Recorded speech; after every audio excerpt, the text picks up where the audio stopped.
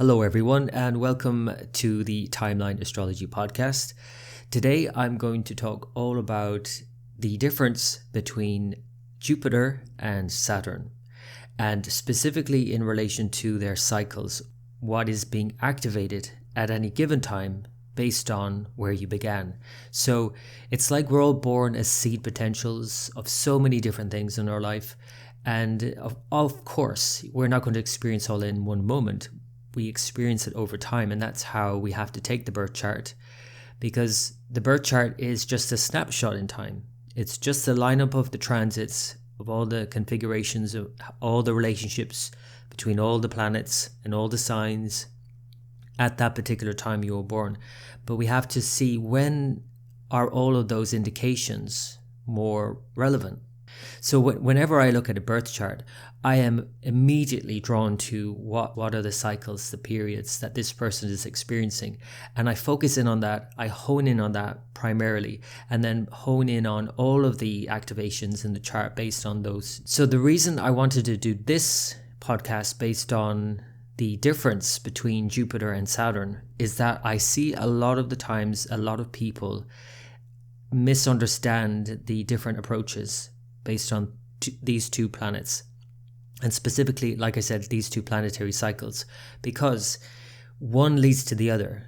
And so you always have a Jupiter to Saturn transition. We all do. And we don't just do on a major level in terms of those many years, from 16 years to 19 years of these periods. We also have these every few years, every few months, every few weeks, every few days, every few minutes. So at some point, you're going to experience a transition from Jupiter to Saturn, whether it's minute, day, year, few years, maybe not the whole major period from 16 years to 19 years, depending on where you started the sequence, but you're going to experience it. And what that essentially means is that you have to shift your focus from Jupiter to Saturn. So Jupiter is very much about abundance and growth. Wherever it is in your birth chart, it shows where you are growing. It's not always an outer, obvious external growth, and it's not always a growth that is welcomed, but it's always growth. And sometimes it's an internal growth and awareness, a depth of awareness and wisdom. And so Jupiter, you can think of it as the archetype is Santa Claus.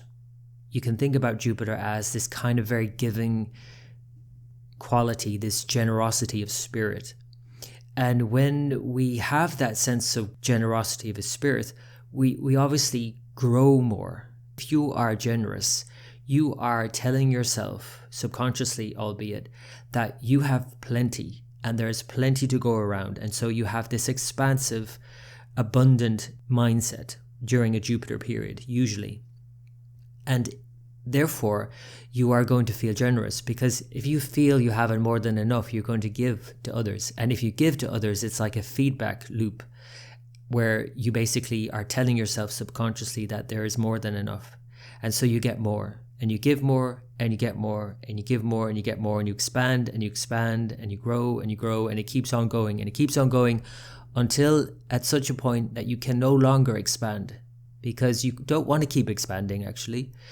Jupiter is very good at expanding on themes and ideas and ideals, but at some point you're probably going to have to sit down and say, okay, I've got all of these big ideas going on, but what actually do I want to focus on?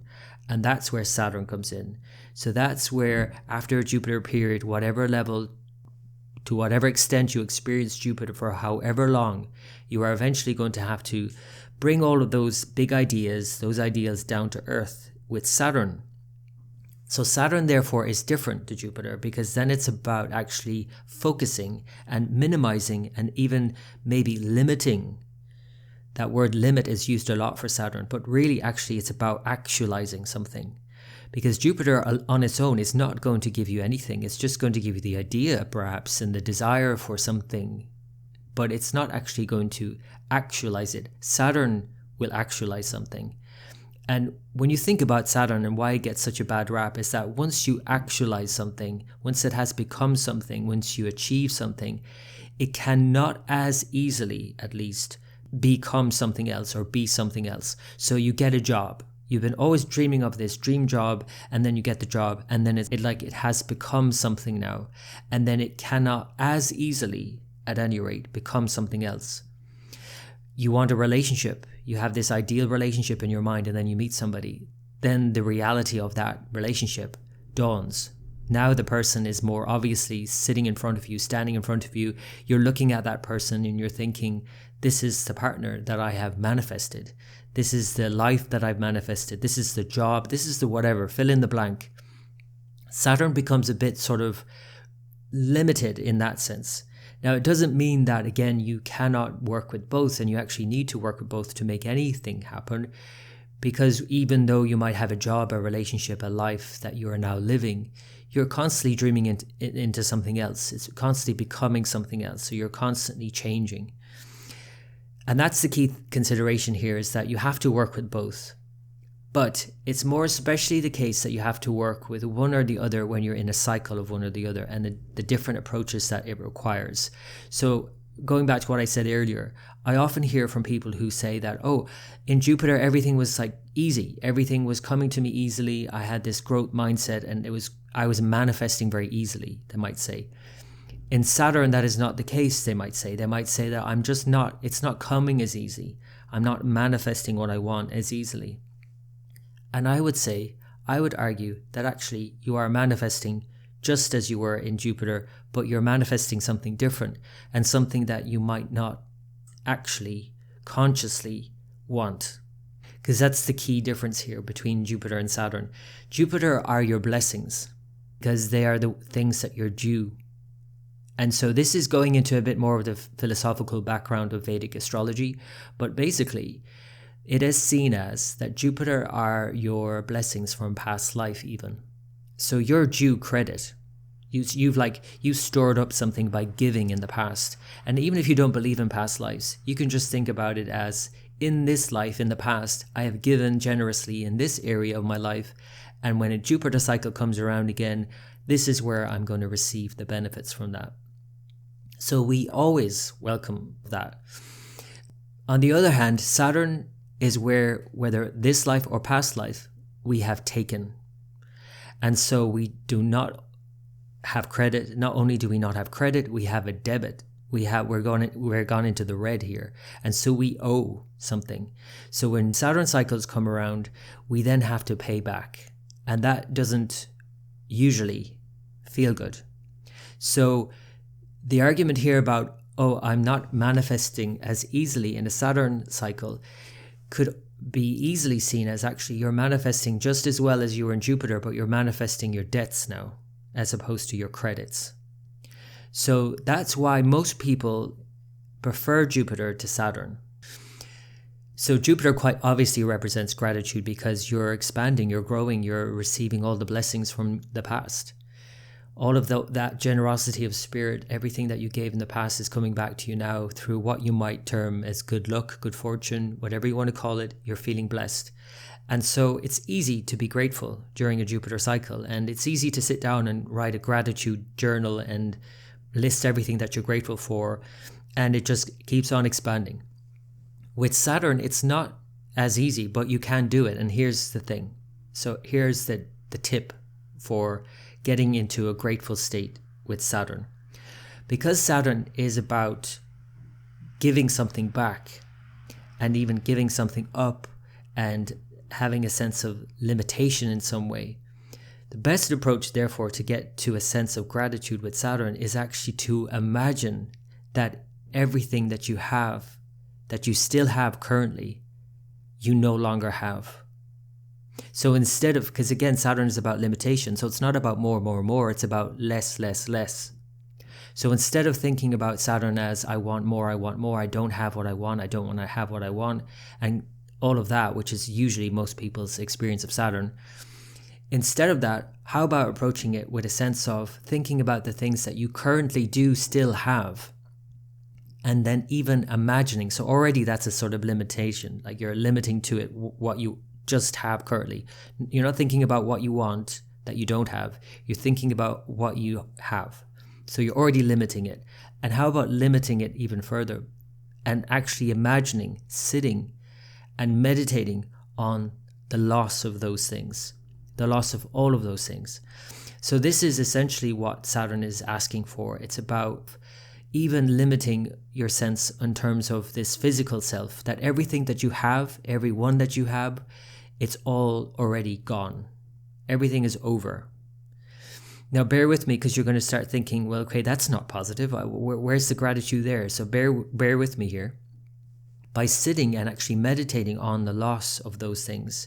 Now, you can imagine the loss of even your own self. You can sit and you can meditate on the loss of your own body. You can, meditate on the loss of your limbs, for example. This is a Stoic approach. By the way, this is more Saturn, right? So sitting and meditating on the loss of even your limbs, and really sitting with that and really focusing on, I do not have arms and hands. I do not have legs and feet. And really sitting there and imagining you don't have the use of your arms and legs for a period of time. And really sitting with that, feeling it, fleshing it out. After doing a meditation like that, and you open your eyes and you come out of that, and you realize that you still have your arms and your legs, you still have full use of your arms and hands. The sense of gratitude is profound when you have that, when you've gone really into it, when you haven't just pretended, okay, I'll just pay lip service to this sense of loss. No, really feel it, that you don't have it anymore. And now do the same with everything and everyone in your life. Your loved ones, your partner, your family members, your parents if they're still alive, those that you love. Do the same with everything that you have in your life, all the things, the physical things that you have in your life. And imagine all the things that you've built up in your life that you have currently, you've lost. Whether it's your money, your house, your car, whatever it is, your job. Just imagine that you are without, completely without. You have nothing left, and really sit with that, like really flesh it out. When you come out of that kind of meditation, you are so grateful for your relationships, for your partner, for your family, your parents if they're alive, your job, your whatever it is. And so if you are in a Saturn cycle and you're complaining about Saturn and what you don't have, which is the opposite of what I've just described, it's not going to feel great. You're going to complain, and basically all you're going to look at is what you don't have. You're not looking at what you do have. All you're going to look at is what you don't have, and it feels restrictive and limited, and I don't have what I want. Instead of doing it the back way in, which is when you think about the back door into anything that's Saturn, it's like the servant entrance. You really have to approach it that way. You have to kind of almost trick the mind. It's like a mind trick. To get into a state of gratitude, because once you're in that state of gratitude, even in a Saturn cycle, those things that you do have, that you still have, when you are feeling grateful for them, become a lot more profound. And let's face it, the fact that we have a limited time on this planet, Saturn being the lord of time, is what gives our life meaning, right? If we had limitless time and limitless everything, then it's like easy come, easy go. We wouldn't think about it. It wouldn't be in any way meaningful to us. It's the fact that it's limited. It's the fact that we have a Saturn experience, that we only have a limited time on Earth, and a limited time with our loved ones, and a limited time in our job, in our position, a limited bank account, a limited sense of whoever we are, what we can achieve, our abilities, a limited energy supply, whatever it is. It's the fact that we only have a limited whatever, that thing is more profound. And we just have to trick the mind into getting there, though. And that's the key. And that's the crux of it, really. So if you have been in a Jupiter cycle and things came easy, you can shift your awareness. You can turn it around for yourself in a Saturn cycle. You just need to shift your philosophy. And this is an issue generally. Generally, because we're in this new age, which is, well, I think we're actually changing really our perspectives. The zeitgeist is shifting quite obviously with what's going on in the world. And that's largely due to the transits in recent years of Jupiter itself being in Saturn signs. It moved into Capricorn at the beginning of 2020. And people all around the world have had to reorientate themselves around this Saturn theme of loss, of limitation, quite obviously in lockdowns. But Jupiter will come back again in terms of collective experience. But again, looking at it personally for us individually, whether we're not we're in a Jupiter cycle or a Saturn cycle, we can shift our philosophy, because the New Age philosophy in general, overall, is a philosophy of growth. It's like all about abundance and a mindset of abundance and being grateful because you want more. You're actually being grateful, writing gratitude lists because you want to experience more, which is not Saturn. So when we have a Saturn experience like we've had in recent years, or if you're personally having a Saturn experience in your life, then by shifting your philosophy to a more stoic philosophy, not a New Age growth mindset, but a stoic philosophy, you can still actually end up in the same place, which is a sense of gratitude. So if you have, for example, Jupiter in one of Saturn's signs, if you have Jupiter in Capricorn in particular, as it was in 2020 and 2021, that is the need here. We all need to be mindful of what we still have, not wanting more, because actually that kind of mindset in a Saturn period is just going to backfire. So I hope that has been of help in understanding this sort of transition that's needed always from Jupiter to Saturn, and then also when Jupiter transits Saturn signs, for example, or it's influenced by Saturn in a strong way, as it has been for many years now. And if you have any questions about any of that, you can follow me online. You can go to timelineastrology.com. I write daily posts for my patrons, as well as monthly forecasts, and I do a whole lot more besides. So join me at timelineastrology.com. Thank you for listening to this all the way through to the end. Until next time.